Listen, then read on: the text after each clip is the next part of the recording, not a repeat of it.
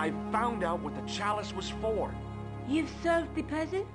Yeah, there was a distorted picture at the Baphomet site. When I viewed it in the polished surface of the chalice, it changed. What did it show? A picture of a church with a square tower.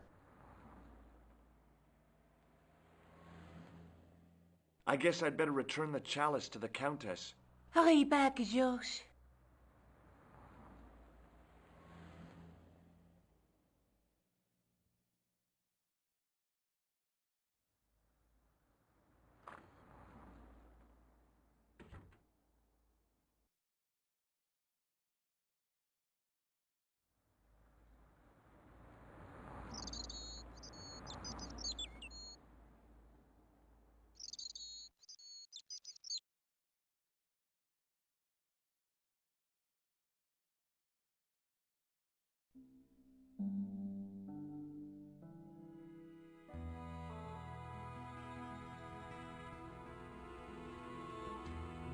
I'd been planning to return the chalice anyway, but I hadn't expected the trail to bring me here. The Villa de Vasconcelos was as picturesque as ever. The weather was still clear, and Lopez was still watering the damn lawn. I was beginning to suspect that he was surgically attached to that hose.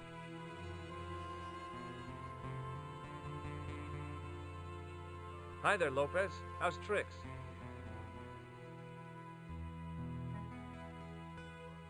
Senor Stobart, how pleasant to see you. You are well. Fine, thanks. Is the Countess in? She is waiting for you. I will show you up. It's okay, I know the way. Senor Stobart, I feel I owe you an apology. No, you don't. I was impolite on our first meeting. Look, Lopez, just forget about it. I came on like a snake oil merchant. I wouldn't have trusted me in your shoes. You do not understand.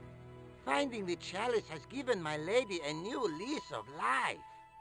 It's a marvel. She smiles, she laughs. The tradesmen are saying that she is on Prozac. So the Countess feels that the curse is lifted. I would not put it so strongly. Your discovery of the chalice was proof that the Templars never abandoned the de Vasconcelos. It counts for a great deal with my lady. What's the story behind the chalice vanishing? When the Inquisition raided, in the absence of Don Carlos, it was believed that they had taken it. Naturally, they denied the charge as they denied taking the children. And naturally, nobody believed them. But they were telling the truth. The chalice was hidden from them. You don't suppose they were telling the truth about the children as well, do you? Madre de Dios! I had not thought of that. But then what happened to them? I don't know. If the Inquisition didn't take them, then who did? You must speak to my lady of these. Count on it. Catch you later, Lopez. Adios, Senor Stobart.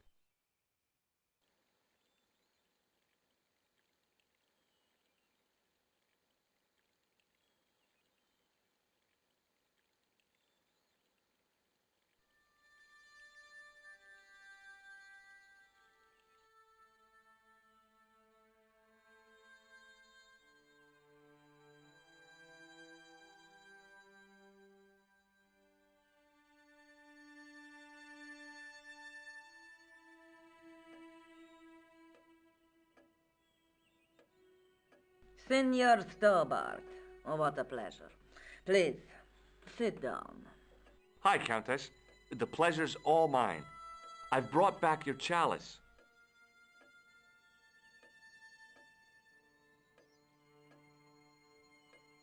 Why?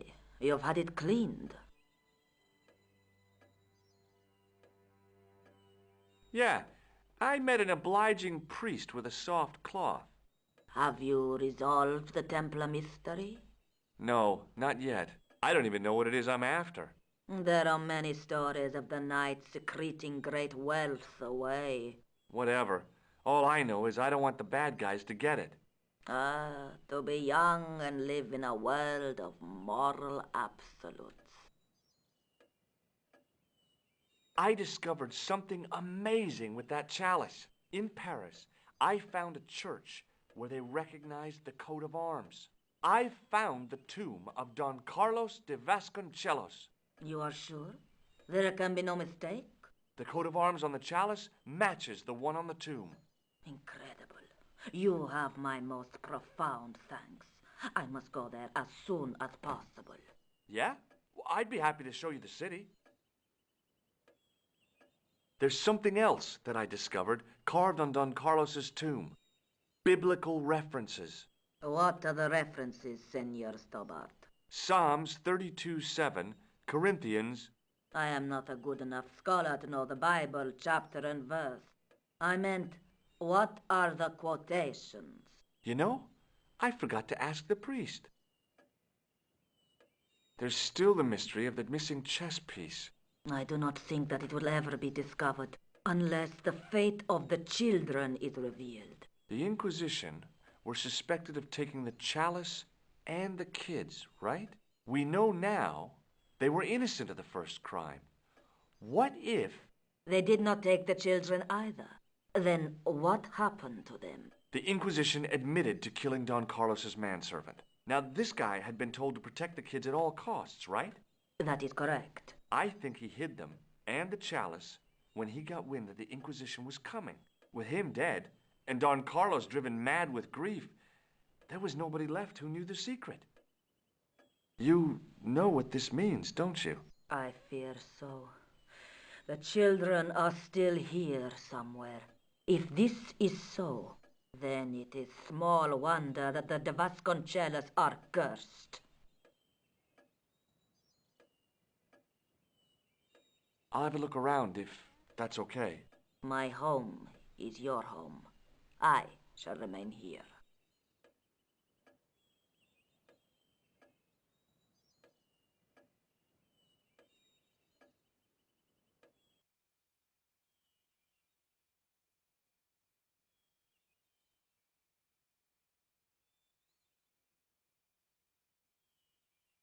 The mirror from Lopez's utility room. Yep, I was still looking great.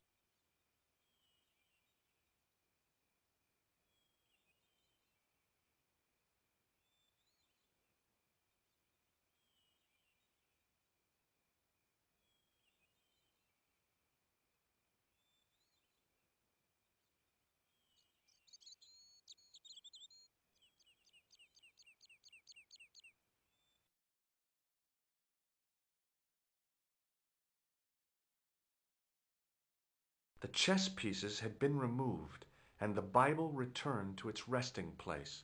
The candles had been lit. The Countess's way of saying thanks to her ancestors, I guess.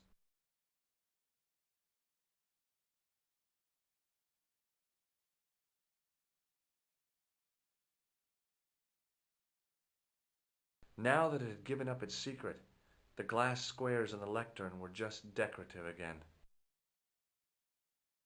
It was the Spanish Bible I borrowed from the mausoleum. Hanging from the ceiling was a huge yellowed candle. It looked really old and had never been lit.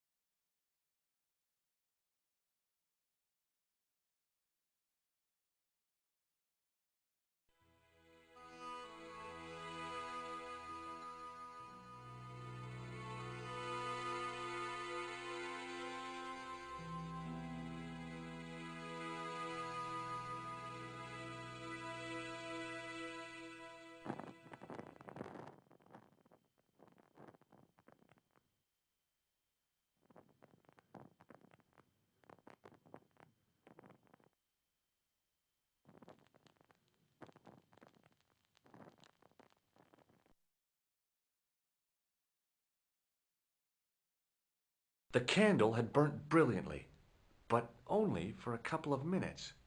Some kind of special formulation, I guess. And had yielded up this. A complex shape expertly cut in stone. I figured it was some kind of key. I couldn't reach up there. The candle had burnt brilliantly, but briefly. There wasn't a lot left.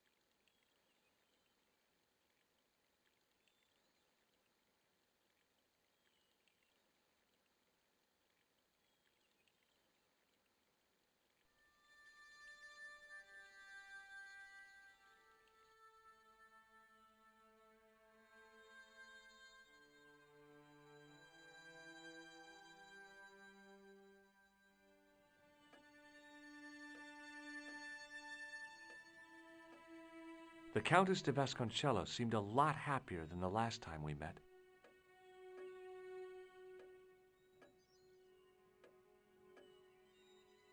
Now what the hell was I going to do with a hog's head? Hello again. Mind if I sit? Please, be my guest.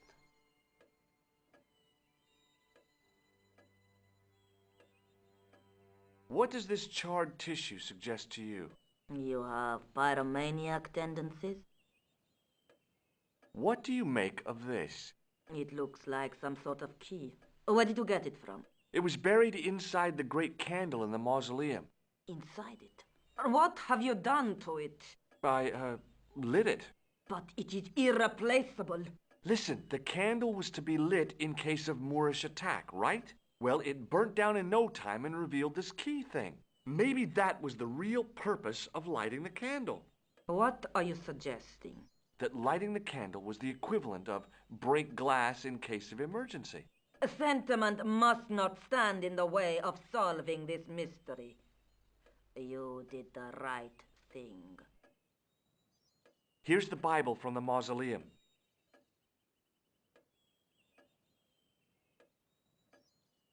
Very well. Let us begin. The first reference. Psalms 32:7. Thou art my hiding place. Thou shalt preserve me from trouble. Thou shalt compass me about with songs of deliverance. My hiding place. Don't get your hopes up too high. This might just be leading us to where we found the chalice. You are right, of course. The next. Okay, John 4:11. John 4:11. Here. The well is deep. The next. Quickly. Okay. Corinthians 4:5. Here it is. Will bring to light the hidden things. Any more? Just one. Psalms again. 22:21. Save me from the lion's mouth, for thou hast heard me from the horns of the unicorns. The last is confusing. Lions, unicorns, what does it mean? I can't guess. Salient points seem to be a hiding place and a deep well. In no sense is their mausoleum a well, Senor Stobart. Is there a well in the grounds? I do not know. I suppose that there must have been once upon a time. Lopez is the man to ask about anything pertaining to the estate. I'll just have another look around. Very well.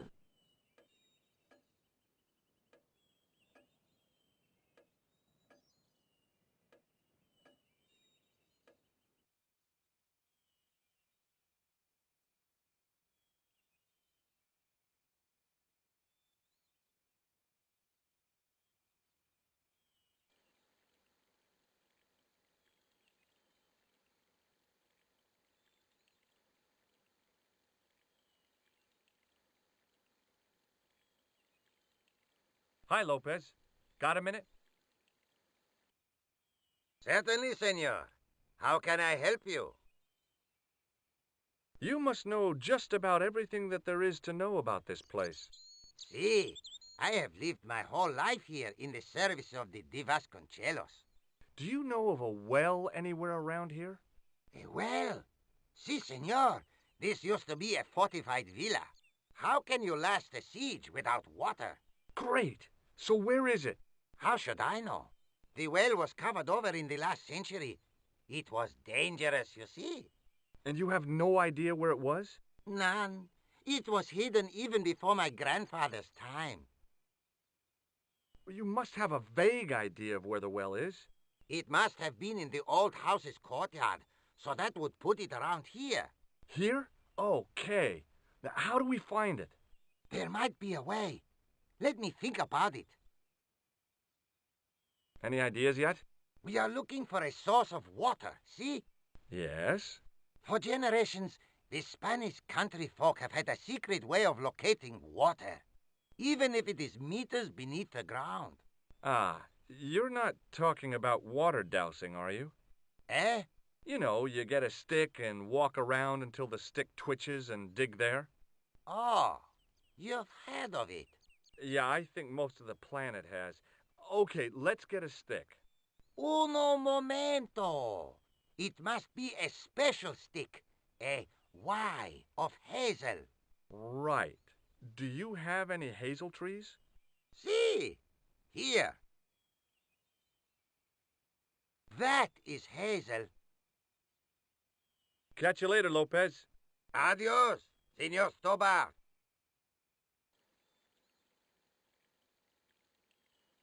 I went over to find a suitable stick.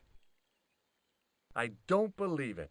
There wasn't a single usable Y-shaped branch on the whole damn thing.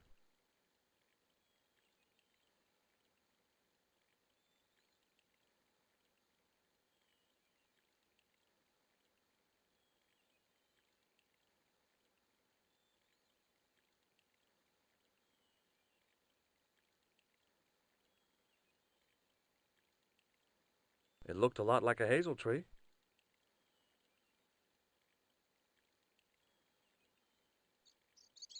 I went over to find a suitable stick. Aha!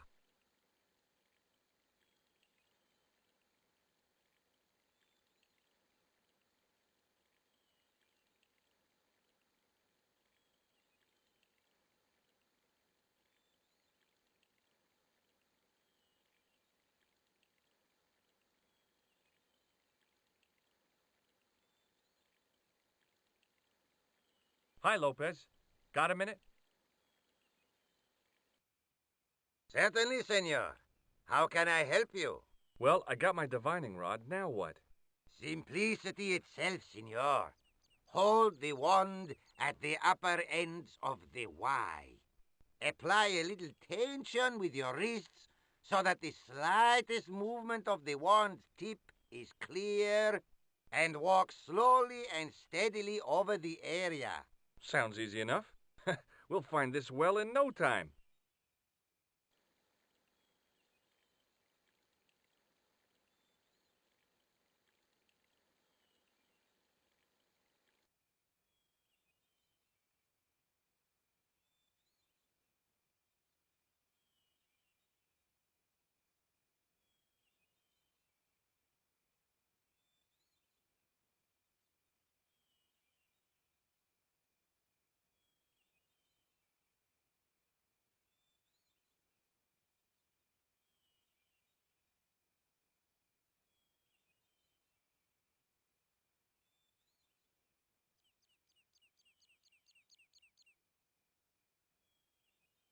Senor Stobart, you've found something.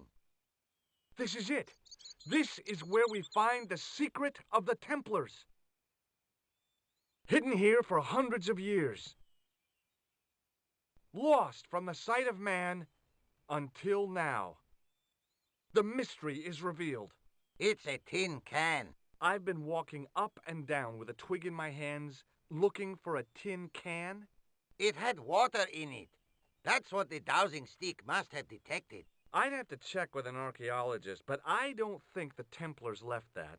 In truth, Senor Stobart, the loan was laid many, many years ago. This can could date back to the Napoleonic Wars. Get rid of it and I'll try it again. Lopez threw the can away. It seemed to fall an awfully long way.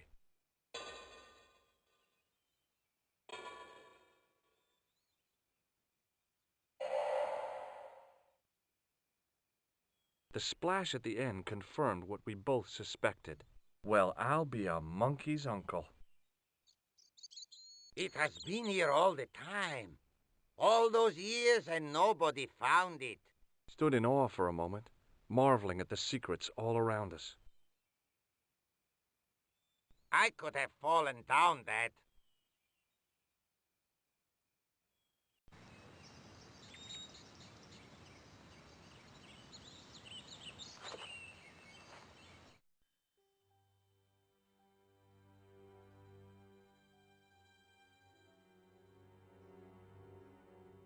The well had been lost for decades at least.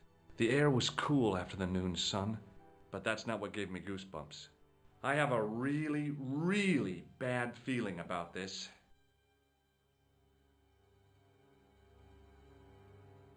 Thinking back to how long it had taken the can to fall to the bottom, I stayed as far from the edge as I could.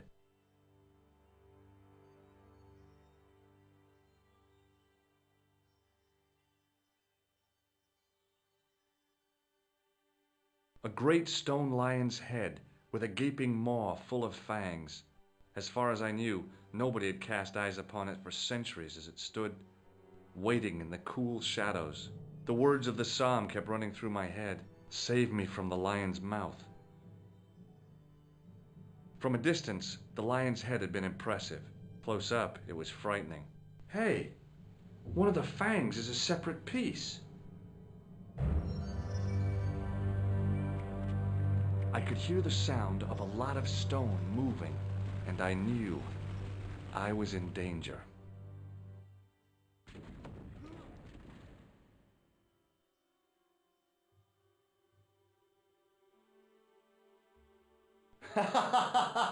Oh, very funny, you psychos! Senor Stobart! Senor Stobart! Are you all right? It's okay, Lopez, I'm fine! Que susto me has dado! You gave me a scare! Nice try, Templars.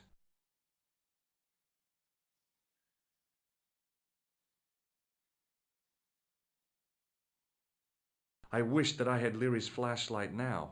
It just felt like a pitted stone wall. I'd almost been killed for the sake of a red herring.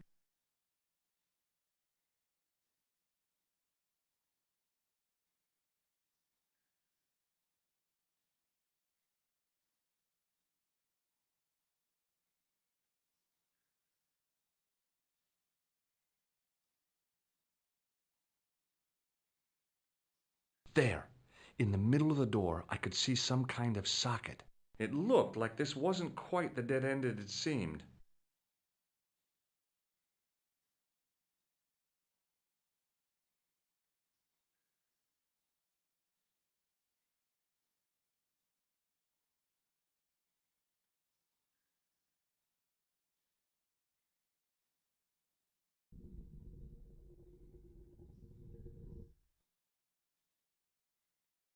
Open sesame! Another secret door!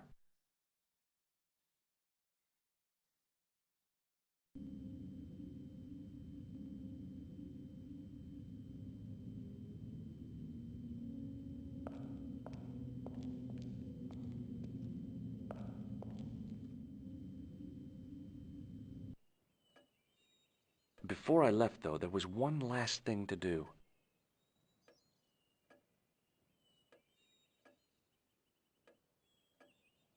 You won't be needing that replacement piece anymore, Countess. I found it with the children. You'll probably want to be alone for a while. I'll be out in the garden with Lopez.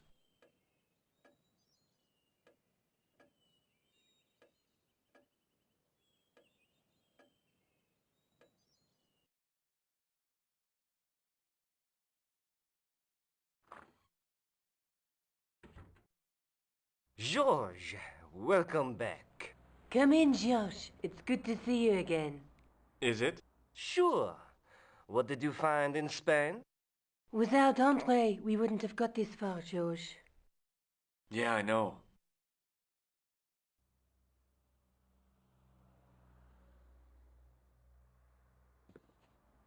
The clues led to an underground chamber at the bottom of a well. The Templars had left a tapestry showing a chessboard. The white pieces were vastly outnumbered. There was a stream running across the board, and a Templar knight on a horse. Does it mean anything to you, Andre? No, nothing. Maybe we should tell Andre what else you found, George. There's a map and a Latin inscription to the west at the edge of the world. George found that in a cave in Syria. Yeah, where the assassin almost killed me. Then we have got the burning of Jacques de Molay and the date, 1314. From the window of the church in Montfaucon Square, one of the few places where nobody tried to kill me. Then we have the image of a church that George found at the excavation. I don't recall anyone trying to kill you there either, George. And finally we have the tapestry in Spain. Did I mention I almost got killed there? Not yet, but I'm sure you're about to. It was only my cat-like reflexes that saved me from certain death. Cat-like reflexes, eh? And while I was risking life and limb, where were you, Andre? Getting your glasses fogged up over an Etruscan vase? That's enough, boys. Can we get back to saving the world? Of course. My apologies. He started it. Well, the Latin phrase are the words of Julius Caesar. He was describing the island of Britain. Are you sure? The map didn't look much like Britain. How come Caesar described Britain as being at the edge of the world? To the Romans, the Mediterranean was the center of the universe. Britain was a remote, unfriendly place, inhabited by blue-painted savages. It hasn't changed much. They've stopped painting themselves blue. Except when they go to a football match.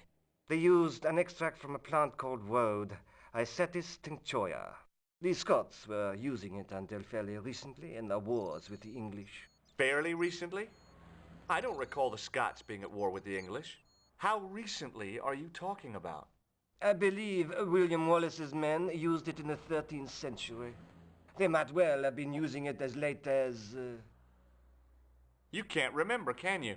1314. Ah, we're back onto that, are we? Andre, what is it? What do you mean? 1314 in Scotland. The Battle of Bannockburn. That would explain the stream on the chessboard. That's what a burn is. Right, Andre? As in Bannockburn? Right, George. And it gets better.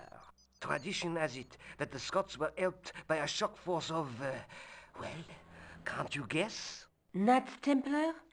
Yes, a group of outlawed Templars. They are said to have turned the tide for the Scots. And it all ends at a church in the Isle of Britain at Bannockburn in a church. What are we waiting for? I'll call a cab.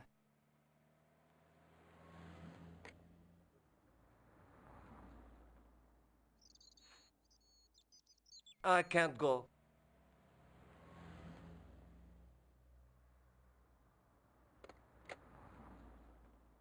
Andre, you've been loads of help, but... What George is trying to say is that you shouldn't feel guilty. I was? We understand you've got commitments. Oh, listen, we have to hurry. Let's go, George. We'll see it through. Oh, and, don't worry about us.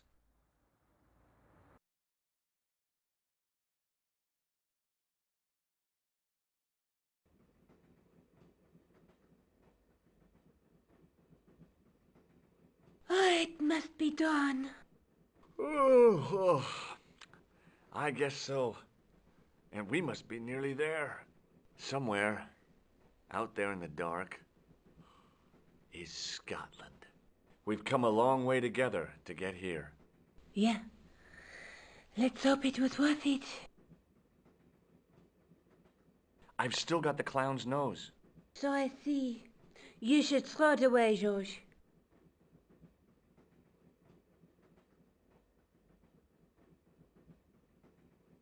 Pardon me. Yes, my dear. Do you know what time we're due in Stirling? 6:15, but we're running 8 minutes late. What's the book you're reading? Oh, it's something I picked up at the station. A medieval detective story. Quite well written for that kind of thing. It's been out of print for years. What's the title of the book? The Crooked Crusader Caper by Molly Pegram. I assumed the author was a woman, but apparently not. His real name is... Professor Nigel Pegram. That's right. Do you know him? No, I never met him. George is a great fan of his, though. Do you know Stirling well? Yes, I do. Is that where you two lovebirds abound? Yeah, It's one of the places we thought we'd stay on our holiday. Be sure to visit the castle, won't you? Oh, I'm sure it's a neat place. But we are not really interested in history, are we, George? no. I suppose espresso bars and boogie-woogie are more your cup of tea. That's right. There's nothing George enjoys more than a good boogie. Is there a church called St. Ninian's at Stirling? Yes, there is, and I know why you're going there. You do? Of course I do. It's obvious you're in love. You're eloping, and they say romance is dead. Would you believe that this clown's nose led us to being on this train tonight? I would indeed.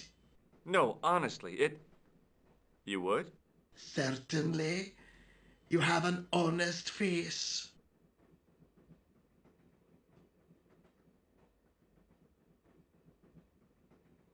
It was a bright red plastic nose, part of a clown's costume. She was as beautiful as ever, but the shadows beneath her eyes marked the strain of the last few days.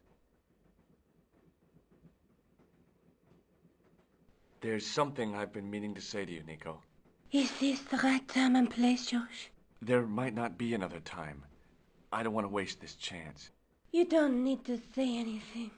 I wouldn't want to be anywhere else but here, with you. Now. You're exhausted. Why don't you get some sleep? Sleep? At a time like this? Excited, huh?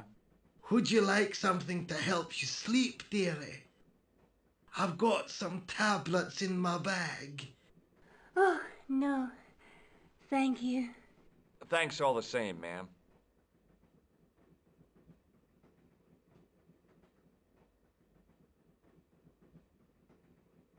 Where are you going, George? Do I need to spell it out? Don't snap at me. If you're going to take a leak, why don't you say so? Okay, I'm going to take a leak.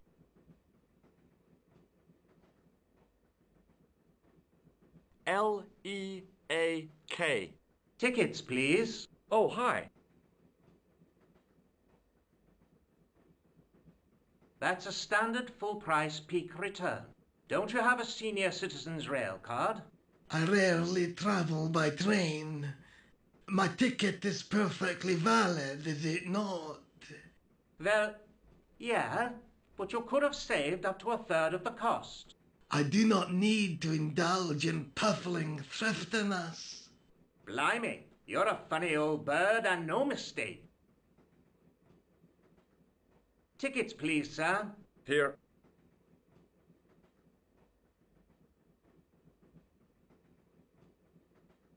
Off to Stirling, eh? Yes, we are. Well, I hope you won't be disappointed. It's a miserable place this time of year. Still, there's plenty of pubs and a lovely view from the castle. Thank you. I don't want to worry you, but there was something familiar about that guy. Are you sure? You're tired. Perhaps you're mistaken. Maybe. but I didn't like the look in his eyes when he spoke to you. The old lady reminded me of my grandmother, except, of course, that this old lady was still alive. Can't you sit still, George? I need to go to the John. While you're there, check out the buffet car, George. Unthinkable though it is, I am hungry enough to eat English food. Okay.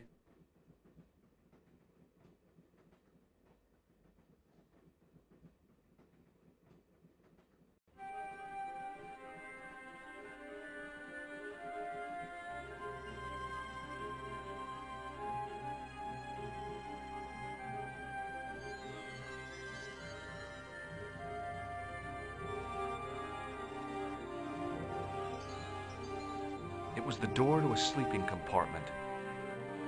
It was the door to a sleeping compartment.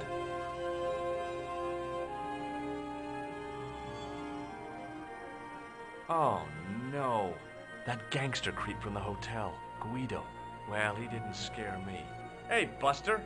This is a no-smoking car. Okay, maybe he did scare me. It got worse. I suddenly realized who the conductor had reminded me of. Eklund, Marquet's murderer.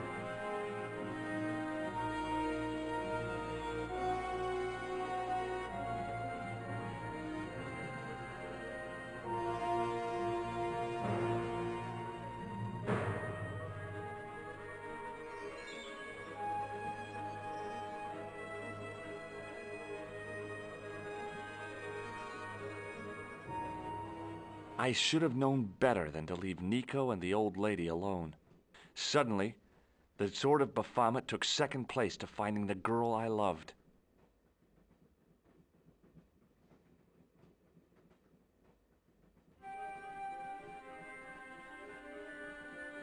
The door was locked.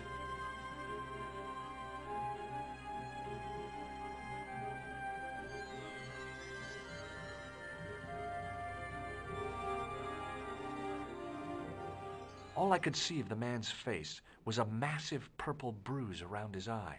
It was a strange contrast with his flaming red hair, which stuck out in stiff, greasy tufts. I didn't want to wake him.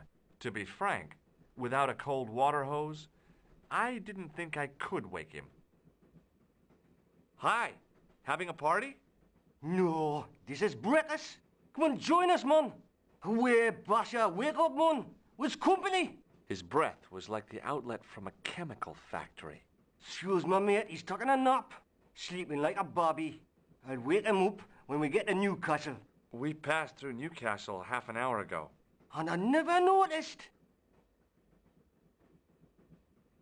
Did you see what happened to the young woman in the next compartment? No, Paul, I didn't. Have you lost her, like? She's disappeared. The old lady, too. I think they're in trouble. Away, man, an old lady, too. Yeah, you gotta help me. Maybe they went to the toilet, like. I don't think so. They never go on their own. Always in pairs, you know. No, she's been abducted, I'm sure. I've got to go look for her. What's stopping you, pal? The conductor. He's not what he seems. You want to avoid him, like? That's about it, yeah. No problem. What is that stuff you're drinking? It smells like gasoline. Aye, I'll put hairs in your chest, like. And your eyeballs, too, by the looks of you. Listen, I need your help. What's the matter? There's a guy on this train who's trying to kill me. Relax, man. You wouldn't try nothing with us in Basharia. We are veterans, like, so action at Brightlingsea. I don't recall the British Army being involved in a conflict at anywhere called Brightlingsea. Well, you just take it from me, pal. You're in safe hands. Would you like a red nose? No thanks, pal. I got one of my own. See you later.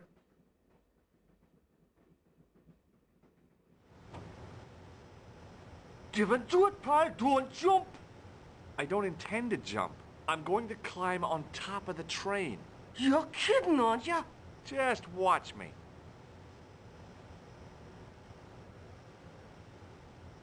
Hold on there, pal. I'll give you a hand, like.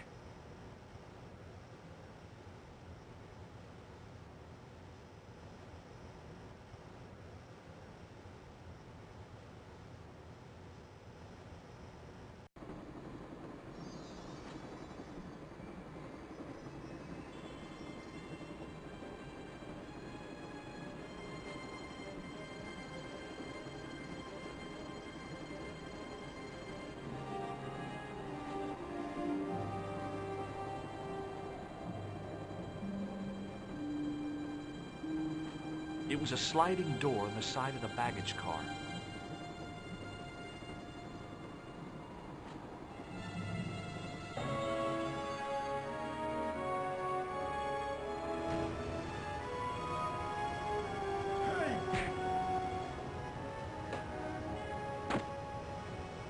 I'd always wanted to stop a train, and now was my chance.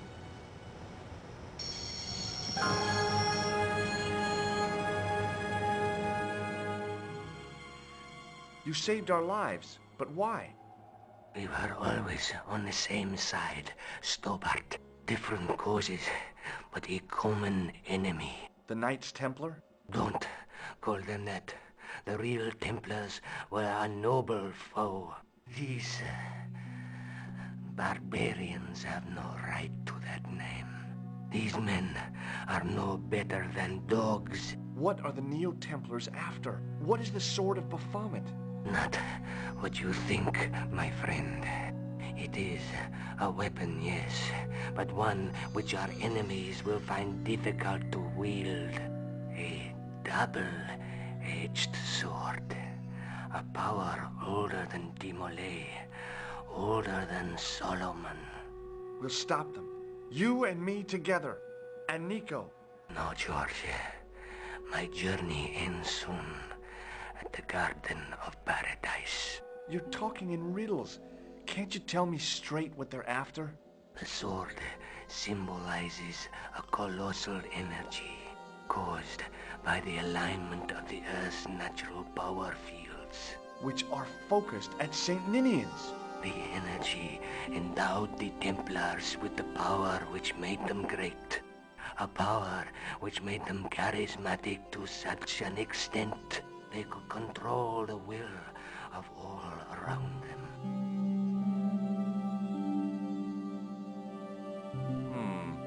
Maybe not. How did you escape from the Bull's Head? It is a long walk from the cliff of the Bull to the village, Stobart. Fortunately, I know the ways of the wilderness. Also, I have a sister who keeps a garage just around the corner. May Allah guide you to our enemies. Thanks. One last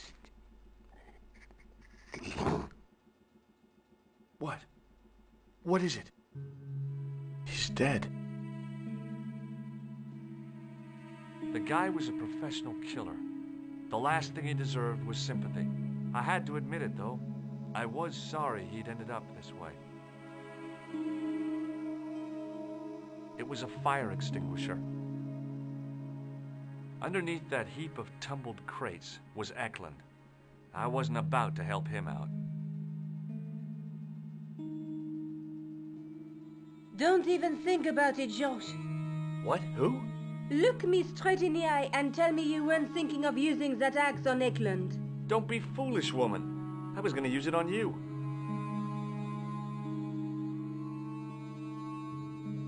Where do you think you're going? Don't worry. I hadn't forgotten about you. Answer me this instant, Josh Stobart. I will. When I'm ready.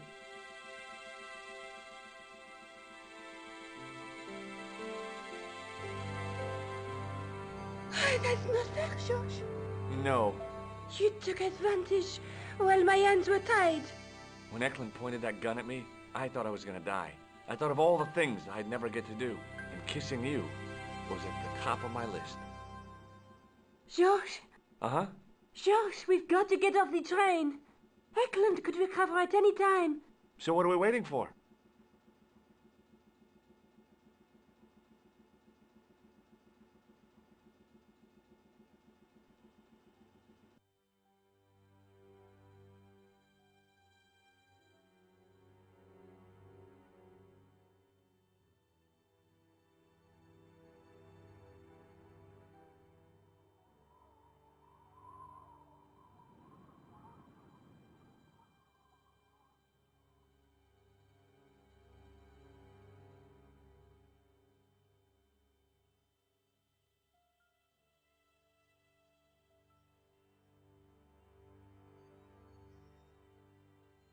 I'd feel happier if we had a gun or something.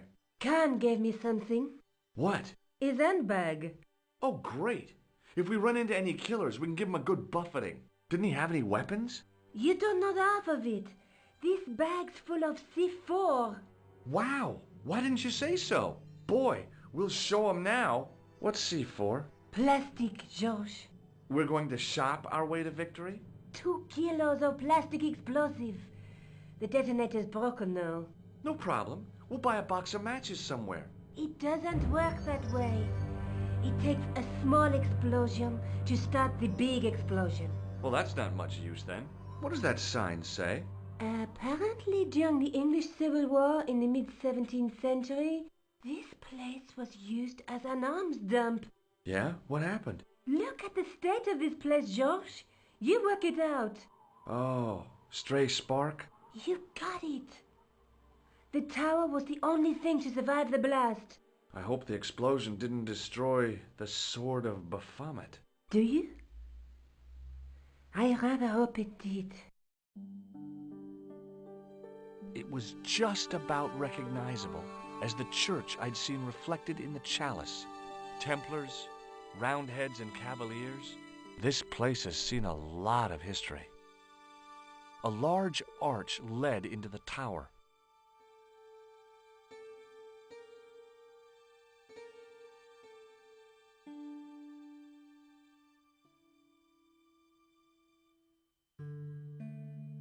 Above the carved cross was an indecipherable inscription. For all I knew, it could have been scribed in Gaelic.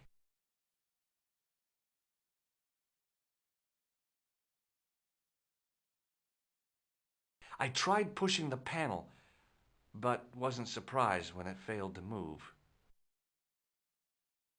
Nico? Uh-huh. What are you doing? Committing this inscription to memory. Can you read it? No. What's the point of studying the inscription if you can't read it? Because it could be important. A clue to whatever we're looking for, who knows? I might find someone in Stirling to translate it. We don't have time to go looking for a linguist. No? At least I am doing something positive. What language is that inscription written in? You're the languages student, you tell me. It looks like ancient Norse. Maybe. Perhaps it's in code. I don't think so. Norse code. No. The stone face of the demon grinned with a horribly lifelike expression. It was so realistic, I could imagine the sculptor carving it from a live model. Examining the demon more closely, I realized something about its face. It was a clever illusion. No matter where I stood, the eyes weren't looking at me. There was a simple reason. The demon didn't have any eyes. I ran my fingers across the cold stone and probed the holes in the demon's eyes. Beneath them, the mouth formed another hole. But I wasn't about to put my finger in there.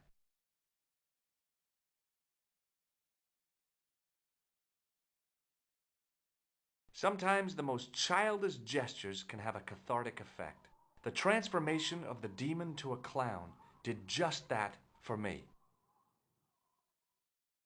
The nose was a great improvement, except now he reminded me of my dentist. It was a simple cog arrangement with a handle to turn the larger wheel.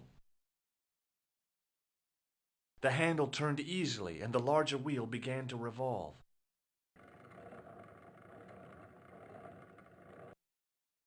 Damn! Then the handle came off in my hand. Now that the handle was gone, it was easy to remove the cog and spindle. The wheel turned reluctantly with a creak of complaint. There was no obvious way of removing the wheel from its housing. It was a heap of stones and stuff which had tumbled down from the rafters.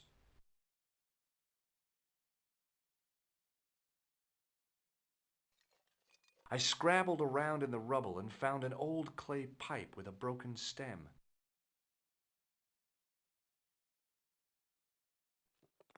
Under one of the stones, I found a metal coin which was green with age.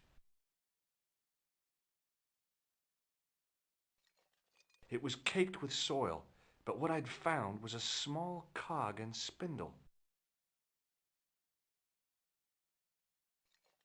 With mounting excitement, I felt something between my fingers.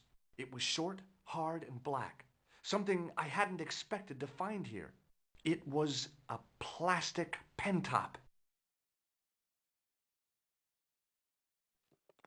I didn't find anything.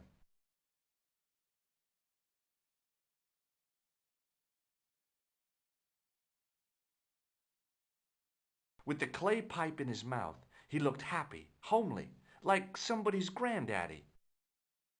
What do you think you're doing, Josh? I wondered if there was a secret mechanism in the demon's mouth. Maybe you should show a little more respect. For a mythical medieval demon? Give me a break. Okay, go right ahead. Meddle with forces you don't understand. Incur the demon's wrath and burn in hell. Just see if I care.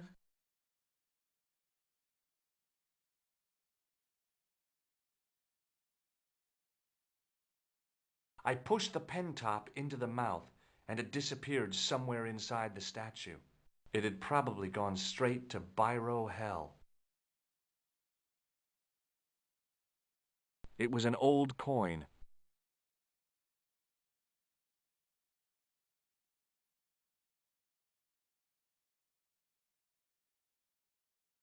The cog slipped neatly into the eye socket.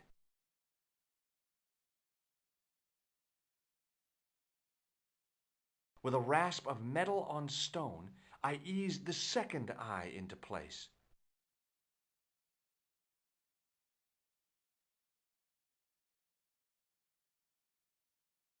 I pushed the handle into the demon's mouth. The cogs all meshed. I began to turn.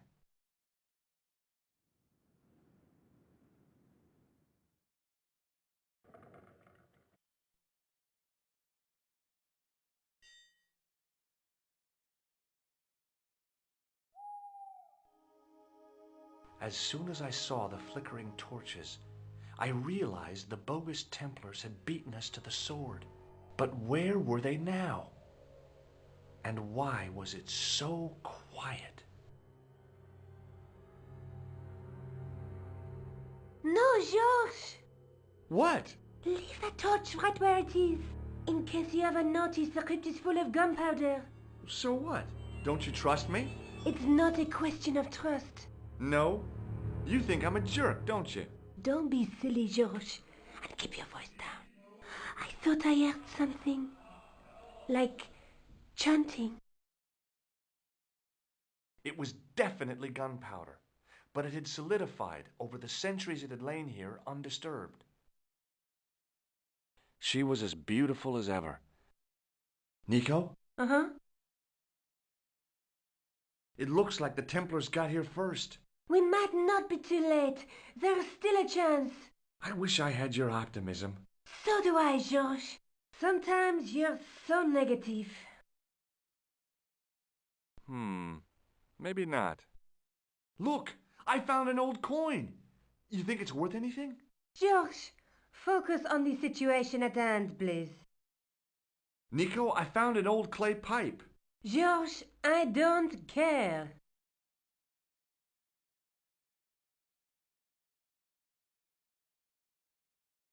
Listen, I can definitely hear chanting. You're right. I hear it too. What do you suppose they're doing? It wouldn't surprise me if they were holding some kind of satanic sex ritual. So, what are we waiting for? Shh!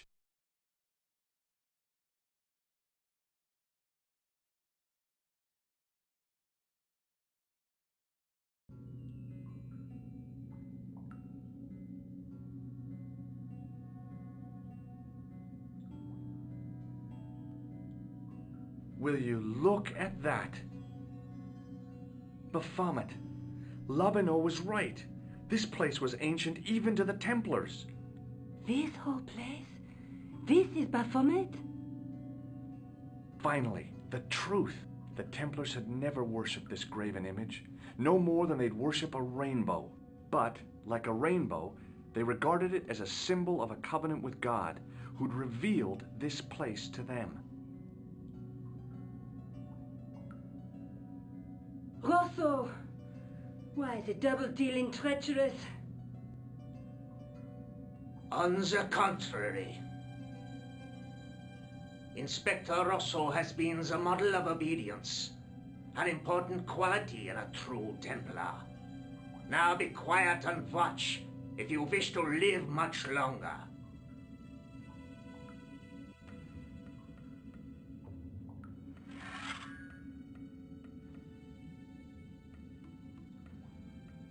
Brothers and sisters, we are gathered here to witness the reforging of the sword that was broken.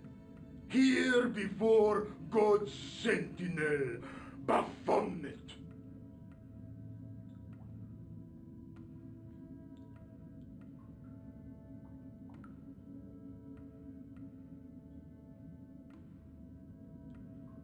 Grand Master and Knight of Baphomet, we salute and pledge our obedience to you.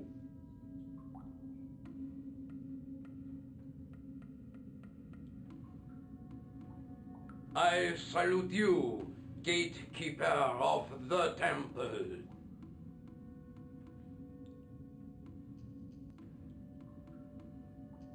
Seven centuries ago, our greatest weapon, the sword of Baphomet, was lost to us. Now we prepare to reforge it, to wield against new enemies. As the tired millennium dies, and this world looks for new leaders, we shall not fail. We shall lead the people to a new order, wherein all borders will dissolve.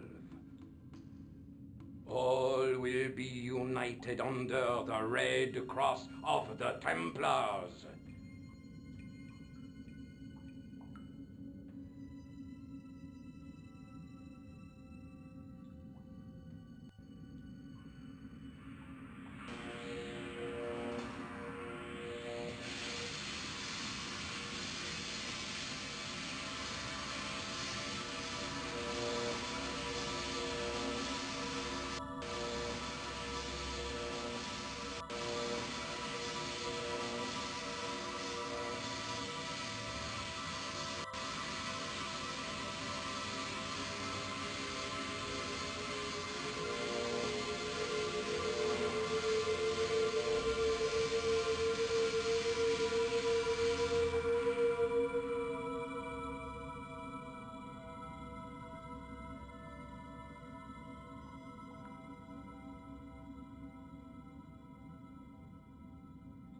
George, we have watched your efforts to stop us with respect.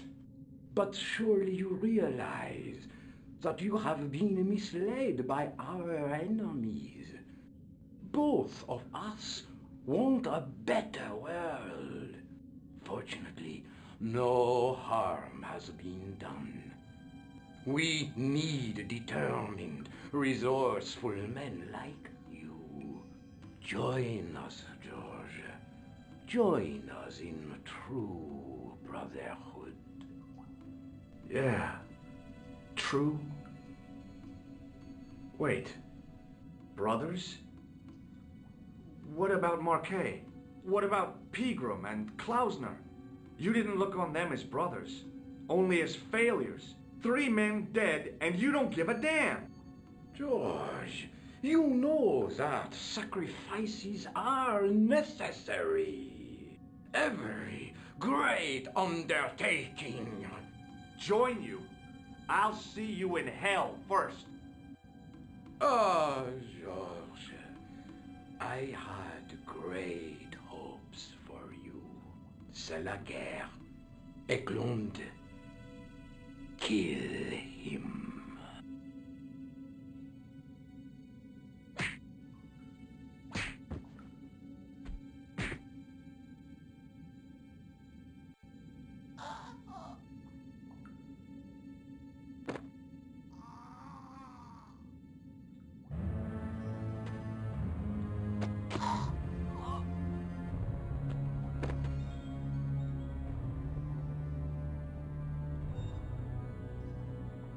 I swear, I just wanted things to be right.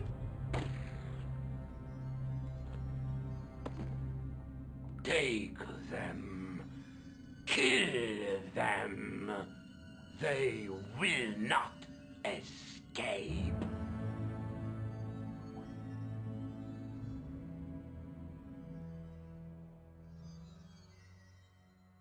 Well, well. If it isn't the great detective and his beautiful assistant, it's going to be a pleasure killing the pair of you. George, what are we going to do?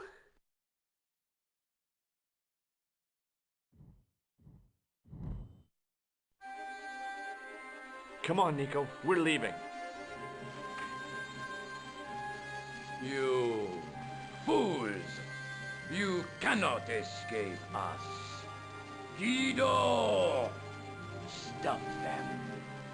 But master, the powder! That powder is from the English Civil War. You fool. It's over 300 years old. How explosive do you think it can be? I thought it was all over, but Nico had one last trick up her sleeve. Or in her handbag, to be exact. A handbag full of plastic explosives. Maybe, but this stuff is brand new. Oh, dear.